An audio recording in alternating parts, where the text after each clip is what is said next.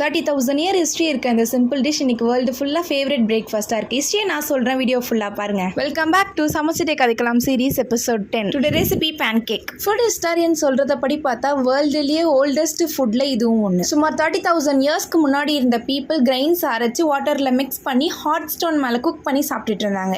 Asian, Greece and ரோமனில் கூட pan cake மாதிரி food பாப்புலராக இருந்துச்சு. அவங்க அனியும் மில்க்கும் ஆட் பண்ணி சாப்பிடுவாங்க. அண்ட் மிடில் ஏஜஸ் பீரியட்ல யூரோப் ஃபுல்லாக பேன் கேக் ஸ்ப்ரெட் ஆயிடுச்சு. அமெரிக்காவில் 1800க்கு அப்புறம் பேக்கிங் பவுடர் யூஸ் பண்ண ஸ்டார்ட் பண்ணதுனால இன்னும் சாஃப்டாகவும் ஃப்ளஃபியாகவும் மாறிடுச்சு.